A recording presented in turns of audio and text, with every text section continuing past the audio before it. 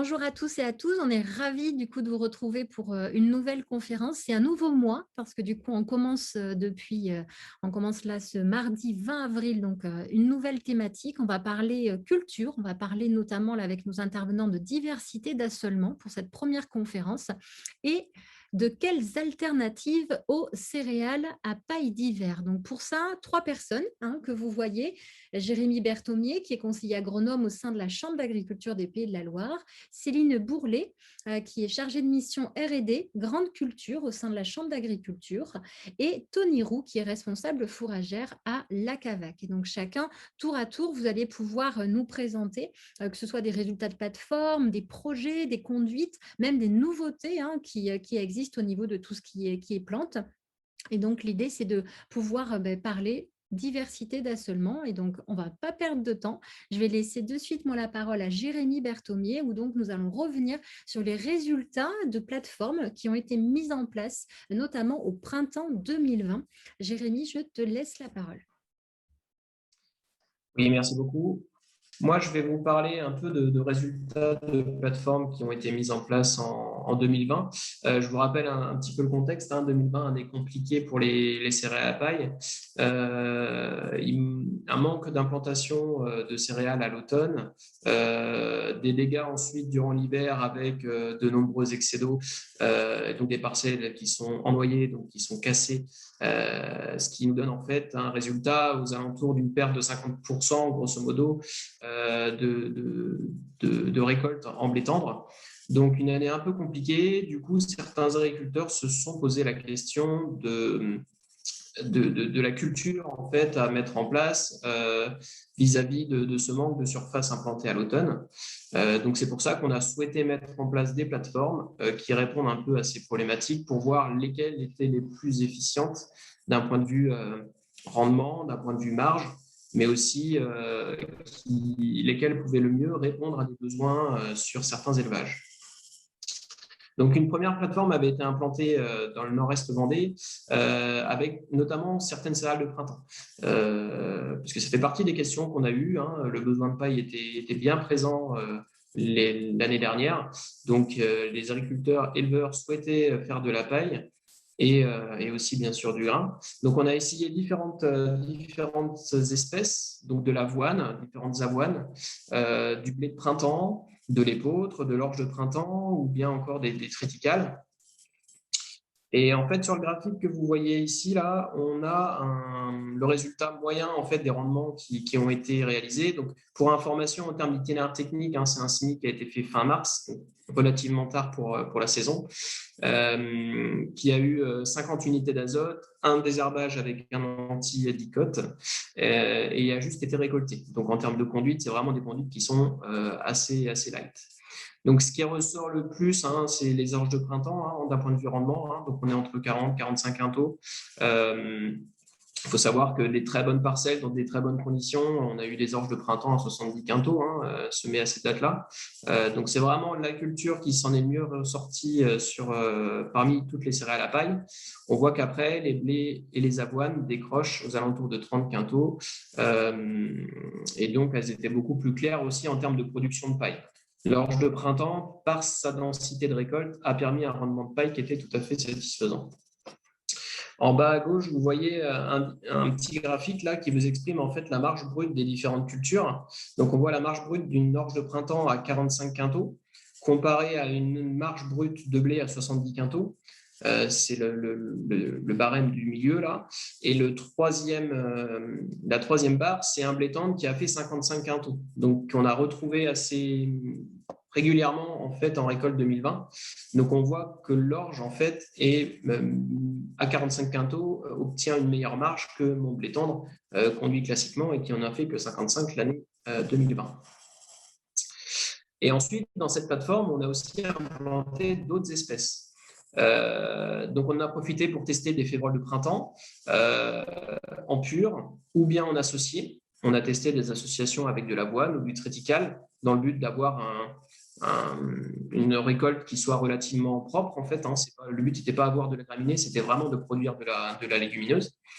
On a testé des lupins de printemps avec deux variétés, le Slimo et l'énergie, associés là aussi, encore une fois, avec de l'avoine ou du triticale.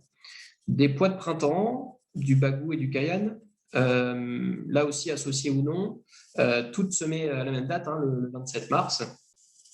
On a testé de la lentille, qu'on a également testé mélangé avec de la caméline ou du blé.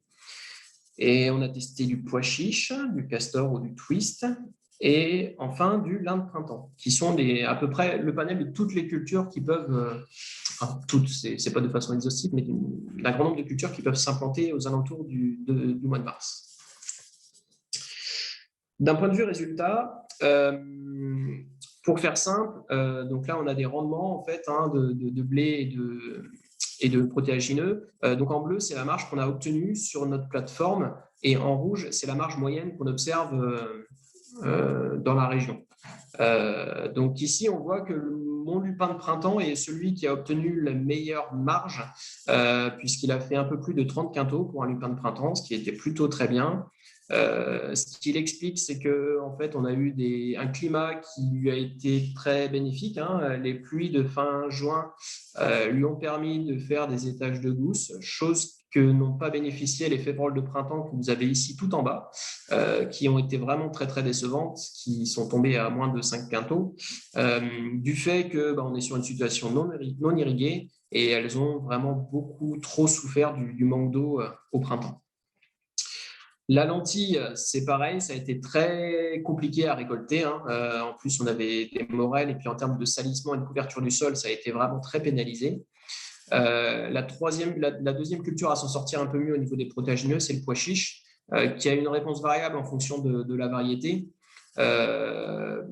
qui malgré tout a aussi souffert du sec. Hein. Vous voyez qu'en marge, on est quand même un petit peu juste. La moyenne est quand même un peu meilleure que ça. Faut savoir que les pois chiches sont aussi faits parfois dans des parcelles qui ont un peu plus de réserve hydrique et aussi des parcelles irriguées, ce qui permet d'augmenter un peu la moyenne. Pour faire un petit retour sur les cultures qui ont été associées aussi, on avait du lupin associé à de l'avoine ou du triticale. Donc là, la hauteur des bâtons vous donne une idée du rendement. Donc on était aux alentours de 25-30 quintaux, comme je le disais tout à l'heure. Et associé à l'avoine, en fait, on a, avec une association de 70 grains d'avoine et puis de 50 grains de lupin, on a réussi à maintenir un bon rendement de lupin. Avec un petit rendement d'avoine, mais ce n'est pas l'avoine que l'on cherchait. Hein. L'avoine était vraiment là pour occuper l'espace et limiter le salissement. Et en fait, vous avez un petit triangle vert là, qui vous donne le pourcentage d'impureté à la récolte, où en fait, on se rend compte qu'on a réussi à obtenir une culture relativement propre, ou au moins égale à celle qui avait été désherbée en pur. Donc, l'association était plutôt intéressante. Avec le triticale, on n'a pas eu cet effet aussi important de couverture, donc un pourcentage d'impureté qui était quand même beaucoup plus important. On a testé la même chose en pois de printemps avec une copine, enfin une culture familière en fait avec laquelle on l'associe, qui est l'orge de printemps. Donc on obtenait en fonction de la proportion d'orge qu'on mettait dans le mélange des choses qui étaient relativement propres. Hein. Plus on baissait la densité de graminées et plus le salissement avait tendance à augmenter. Et les associations avec de la caméline ou de blé de printemps n'ont pas apporté de pleine satisfaction. Donc ça, c'était la première plateforme que l'on a abordée. Alors, il faut savoir qu'une deuxième plateforme avait aussi été mise en place avec des semis de début mai. Sur ces plateformes, on retrouvait des cultures, comme vous pouvez le voir sur mon tableau là, toutes les cultures de deuxième moitié de tableau. Donc, on avait du maïs, du sorgho, des tournesols, des sojas, des haricots, du chia, du pavot, du quinoa, de la caméline, du sarrasin et du chanvre. Donc, en fait, on a, dans cette démonstration, balayé un peu toutes les cultures et essayé de mettre en évidence un peu quelles étaient leurs caractéristiques, leurs points forts et leurs points faibles, d'où ce tableau un petit peu récapitulatif qui a été produit. Ce qu'on remarque, c'est que en fait, aucune de ces cultures ne rassemble tous les avantages, que ce soit sur le besoin en eau, la concurrence vis-à-vis des adventices ou l'utilisation de l'IFT ou la rentabilité économique. La culture magique n'existe pas. Par contre, certaines se sont montrées relativement intéressantes. Là, on les a en bas de tableau, mais le sarrasin était relativement intéressant sur tous les critères, que ce soit en couverture de sol ou en productivité. On a testé les cultures un peu plus exotiques. Là, vous avez le pavot et le chia qui sont vraiment beaucoup plus compliqués à produire, hein, parce qu'elles ne sont pas très, très explosives et elles ne démarrent pas très, très vite au printemps. Donc, elles sont vite concurrencées par du salissement. D'autres encore, par leurs besoins en eau, ont été pénalisées. Je pense au soja ou aux haricots, pardon. Voilà, donc l'idée était vraiment là de balayer un peu toutes les cultures. Et ensuite, cette année, on va se concentrer sur certaines, comme par exemple le sarrasin, que l'on va suivre en parcelle agriculteur pour voir un petit peu la suite de l'itinéraire technique, quelles sont les bonnes conditions de réussite de ces cultures, et aussi quels peuvent en être les débouchés, parce que c'est bien les débouchés qui font la mise en place de la culture. Donc, on va essayer de travailler un peu ce paramètre-là dans quelques-unes de ces cultures pour 2021. Voilà ce que je peux dire sur ces cultures de diversification qui ont été implantées en 2020. D'accord.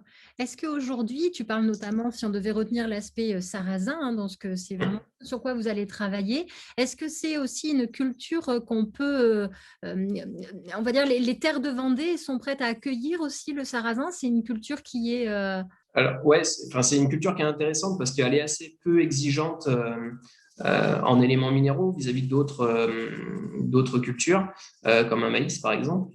Et en eau, elle a besoin de ressources un petit peu moins importantes qu'un maïs qui, sans irrigation, est un petit peu compliqué à tenir. Donc, elle peut vraisemblablement être mise en place un peu partout. C'est pour ça qu'on a fait ce choix-là d'ailleurs, hein, parce que les pourcentages de surface irriguée sur la Vendée je n'ai pas les chiffres en tête, mais sont loin des 100%. Donc on a voulu essayer de trouver une solution pour les agriculteurs qui n'ont pas cette possibilité d'irrigation. Tous ces résultats, Jérémy, est-ce qu'on les trouve quelque part ou moi je suis un agriculteur, je viens de voir ton intervention. Si je veux aller plus loin sur un sujet, comment est-ce que je fais? Alors aujourd'hui, il n'y a pas de publication officielle de ces résultats. Le mieux, c'est de se rapprocher de nous, hein, conseillers en chambre d'agriculture, qui pourront ensuite les orienter sur des résultats un peu plus précis et plus ciblés sur leur demande. Très bien. Merci beaucoup, Jérémy. Alors justement, hein, on retient un pas de culture magique, mais voilà des essais, et notamment donc Céline Bourlet, donc je le rappelle, chargée de mission R&D. Donc là, c'est vraiment en plus la partie recherche et développement de la Chambre d'agriculture. Tu vas nous présenter le projet Progrès Live et donc ses résultats, parce que là, pour le coup, les résultats sont connus. Il y a même des fiches techniques qui sont publiées. Et donc, Céline, je te laisse nous présenter ce projet. C'est un projet qui a eu lieu entre 2015 et 2018 et donc l'objectif c'était de sécuriser la production des protéagineux et la principale hypothèse qui a été testée c'était de l'associer à une céréale. Donc on a fait ça en Bretagne et en Pays de la Loire sur la févrole, le pois, le lupin en culture d'hiver et en culture de printemps et à la fois en agriculture biologique et en agriculture conventionnelle. Donc, on a mis en place un gros réseau d'essais sur ces 4 années. Donc, au total, on a eu 87 essais en agriculture conventionnelle et 63 en agriculture biologique. Donc, des choses qui sont quand même assez solides aujourd'hui dans les résultats. Et on a testé l'association de ces protéagineux avec différentes céréales. Donc, on a testé l'avoine, le blé, le seigle, l'orge et le triticale. Donc voilà, donc on avait 2 gros objectifs dans cette association, c'était de limiter le salissement de ces cultures, donc qui sont assez lentes à la levée et qui du coup se salissent pas mal au début de cycle et également en fin de cycle vu qu'elles perdent leurs feuilles avant la récolte, donc ça relaisse de la lumière sur le sol et on a parfois un développement d'adventice assez important en fin de cycle. Et on avait un objectif surtout de sécurisation du rendement, donc avec des résultats un peu différents en agriculture biologique et conventionnelle. Donc au niveau des résultats, ce qu'on a trouvé, c'est concernant la gestion du salissement, c'est qu'on avait un meilleur pouvoir couvrant de l'association et une meilleure compétitivité du fait de la présence d'une céréale par rapport à une culture pure. Donc là, on a une meilleure maîtrise des adventices dans l'association. Ça a été retrouvé quasiment sur tous les essais, que ce soit en agriculture biologique ou en agriculture conventionnelle. Avec un petit bémol en agriculture conventionnelle, c'est qu'aujourd'hui, il n'y a pas de produit homologué pour désherber une fois que l'association est levée.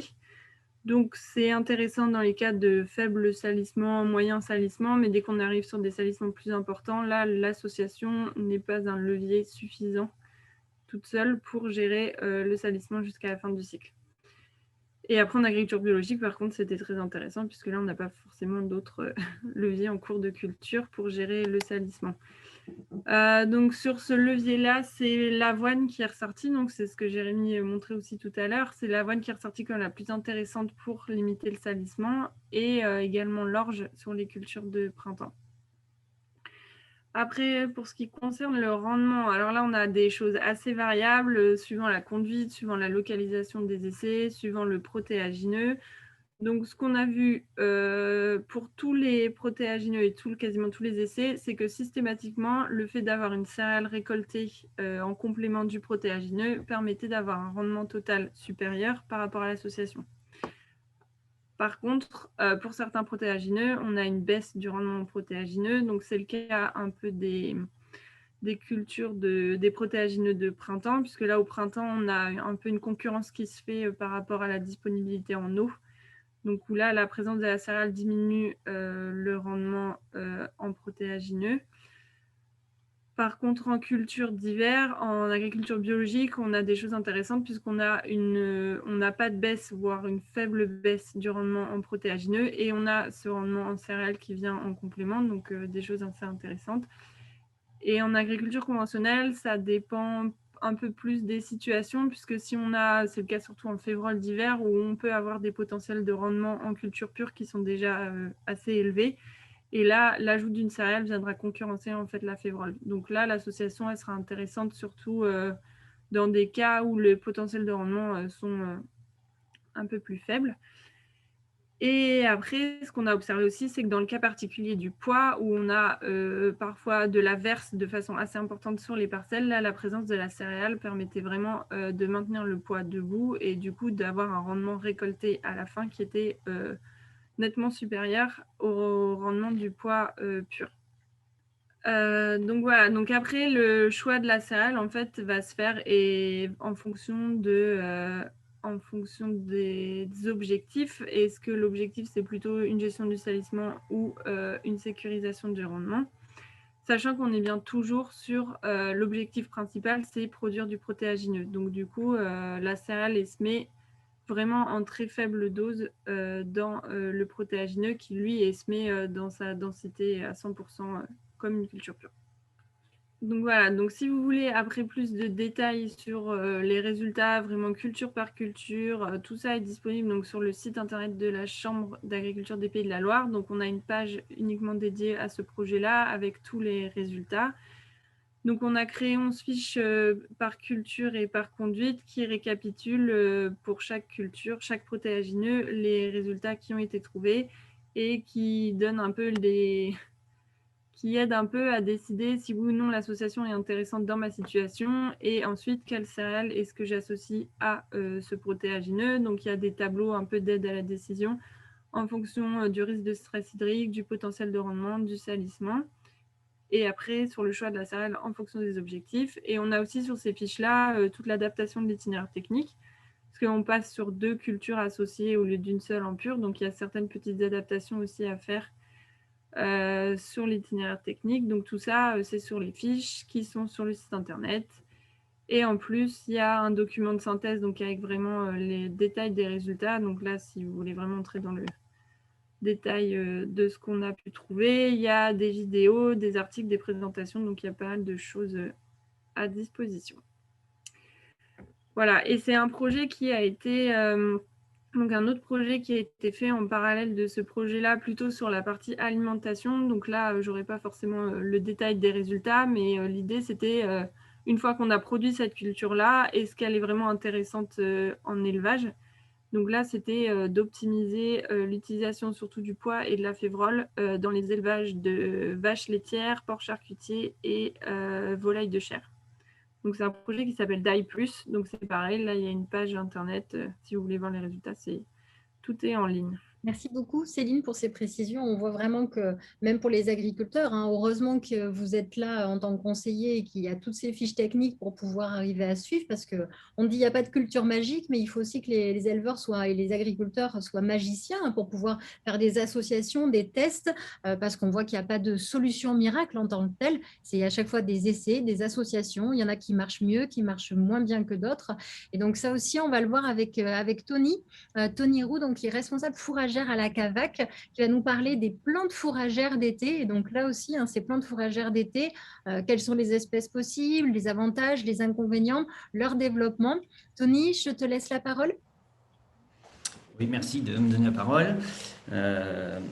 Oui, donc je vais essayer un petit peu de vous faire les grandes lignes des cultures fourragères, enfin dites estivales, sachant que c'est un grand mot.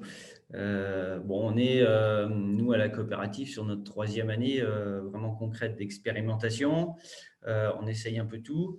Bon, vous n'êtes pas sans oublier qu'on a subi 2 étés vraiment très secs et très chauds, là, donc qui nous ont un petit peu compliqué la tâche, mais qui nous ont permis aussi de remettre un peu les pieds sur terre et de se dire que toutes ces cultures-là, c'est bien joli sur un papier, mais c'est très, très aléatoire. Donc, ce qu'il en a ressorti, alors aujourd'hui, on est en 3e année d'essai. Je ne peux pas vous donner des résultats puisqu'on attend en fait une 3e année pour publier nos résultats au sein de la coopérative.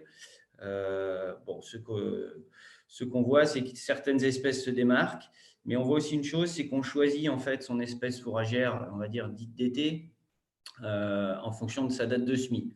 Et on se rend compte que plus on va pouvoir semer tôt, plus on a de chances de réussir, tant qualitativement que quantitativement.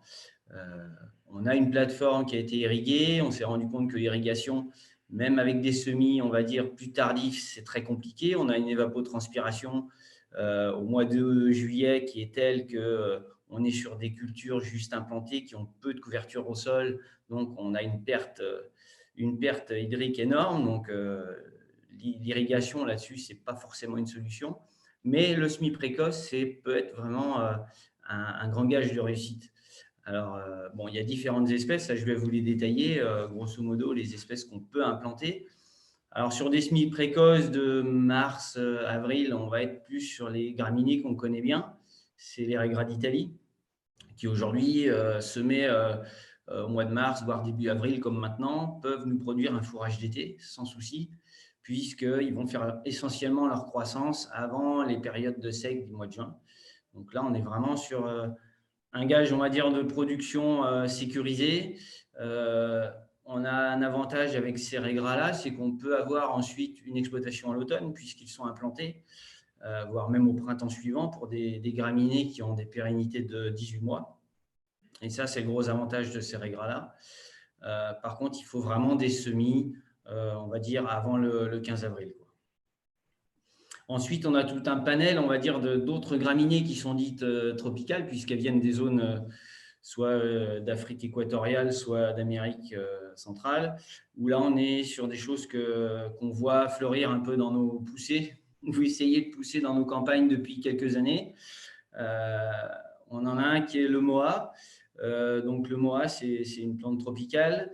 C'est une plante de jour long, donc elle a besoin de lumière. Ça, c'est vraiment essentiel pour sa croissance. C'est des plantes qui sont très sensibles au froid et qui poussent vraiment à des températures au-delà de 12 degrés. Donc là, on est plus sur des implantations, on va dire, du mois de mai pour le moa. L'avantage du moa, c'est que il a un aspect, tout à l'heure, Jérémy en parlait, un aspect exploitation en paille. C'est quelque chose qui s'est beaucoup fait l'année dernière, notamment en zone Nord-Vendée, où les manques de paille ont fait que les agriculteurs ont semé du moa au mois d'avril pour faire entre 5 et 6 tonnes de paille dans l'été. Donc, ça a aussi pallié à résoudre ce manque de paille. C'est une culture aujourd'hui fourragère qui n'a pas des valeurs alimentaires extraordinaires, mais qui permet quand même de produire un fourrage, on va dire, sécurisant et de qualité, on va dire, à peu près correcte. Voilà. L'avantage de ce moa, souvent, c'est qu'on l'associe avec un trèfle, donc une légumineuse. Et là, on va partir sur un trèfle d'été. Donc, souvent, c'est du trèfle d'Alexandrie, ce qui va permettre en fait d'avoir une valeur alimentaire un peu meilleure que s'il était cultivé tout seul. Ensuite, on a une autre plante aussi du même style, donc on va dire plutôt de zone tropicale, qui est le sorgho. Alors, on a plusieurs types de sorgho. Aujourd'hui, le sorgho qu'on cherche à travailler, c'est les sorghos dits multicoupes. Alors, le sorgho, c'est un grand panel de choses. Il y a deux types de sorgho multicoupes. Il y a le Soudan. Alors, je vais faire vite. C'est un sorgho multicoupe qui est vraiment très fin, qui a des feuilles assez fines et là, qui va être plus de valeur alimentaire médiocre, mais qui pousse très, très bien. Donc, ça permet de faire du fourrage, beaucoup de fourrage, mais pas forcément de qualité alimentaire optimum. Et puis après, on a notre sorgho multicoupe qui a des feuilles beaucoup plus larges, qu'on appelle hybride. Et là, qui va avoir des feuilles un petit peu semblables au maïs, peut-être un petit peu moins larges. Et ces sorghos-là, aujourd'hui, donc, sont multicoupes et on peut leur permettre une repousse, une exploitation en repousse si on les sème vraiment de bonne heure. Donc, dans les essais qu'on a faits, ces sorghos-là, on ne les sème pas avant le 20 avril, voire début mai, parce qu'ils ont besoin eux aussi de chaleur. Donc, plus les températures sont réchauffées, plus on va avoir une implantation rapide. Sur des sorghos multicoupes semés début mai, on peut faire 1, 2, voire 3 exploitations. Alors, soit c'est de la fauche en ensilage, éventuellement en enrubanage, mais c'est un peu plus compliqué. Et puis après, on peut faire une deuxième fauche et voir une pâture à l'automne, sachant qu'évidemment, ce sont des cultures gélives. Et on va dire qu'au mois d'octobre, il n'y a quasiment plus de pousses. Mais c'est aujourd'hui le sorgho multicoupe, la culture qu'on travaille le plus, qu'on expérimente le plus, puisque l'an dernier nous a quand même permis de produire entre 18 et 20 tonnes de matière sèche, ce qui est quand même pas négligeable pour un exploitant qui aura des soucis de fourrage. Alors après, on trouve tout un tas de panels de cultures de ce style-là. On a le millet perlé qu'on expérimente, mais qui nous déçoit un petit peu depuis quelques années, puisque c'est une plante très, très ligneuse, très fibreuse. Donc, dès qu'elle a un stress hydrique, elle commence à fabriquer de la cellulose qui peut poser des soucis au niveau alimentaire sur les bovins et autres ruminants. Donc, c'est une plante qu'on observe encore. Il y a des recherches aujourd'hui au sein des semenciers pour faire des variétés un peu moins ligneuses. Donc, on observe en fait tout ce qui sort commercialement aujourd'hui par rapport à ce millet perlé. On a une plante qui nous est aussi sortie depuis 2 ou 3 ans. On a vu ça beaucoup dans les revues, qui s'appelle le teff grasse. Alors, teff grasse, c'est une petite graminée donc, qui est originaire des hauts plateaux d'Afrique. Là-bas, elle est exploitée vraiment pour des fins céréaliers, pour des fins alimentaires, alimentation humaine. Donc, on l'a testé, nous, depuis 2 années. Là, ça va être la 3e année. C'est une plante qui, comme les autres, on se rend compte que s'il n'y a vraiment pas d'eau, ça peut poser des soucis. Alors, elle est d'autant plus problématique qu'elle a vraiment besoin d'être semée au mois de juin. Et on va arriver en fait dans une période où le déficit hydrique au mois de juillet depuis 2 ans est très important. Et on est sur des croissances vraiment très, très faibles. C'est des plantes là qui peuvent nous produire 2 tonnes de matière sèche, mais c'est vraiment des tout petits rendements. Alors peut-être que sur une année où on aurait un peu plus de précipitations, on aurait des meilleures croissances. Par contre, ce qu'il faut voir, c'est que plus on passe le mois de juillet, plus on a des durées de jour qui sont courtes, qui rétrécissent. Et toutes ces plantes-là que je vous ai citées sont quand même des plantes de jour long.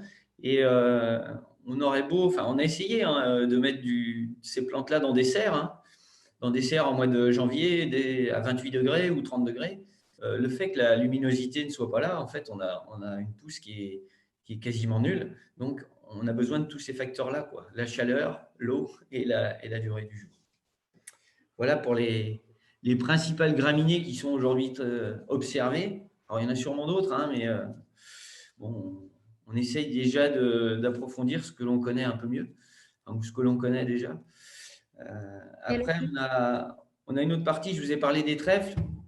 Je vais finir ça vite fait. On a un trèfle, donc le trèfle d'Alexandrie, qui est un trèfle qui repousse, qui est un trèfle qui pousse bien. On l'appelle trèfle d'été parce qu'en fait, il est capable de pousser à des températures un peu plus élevées. Et ce trèfle-là, il peut se semer au printemps. Il peut se semer, on va dire, jusqu'au fin mai.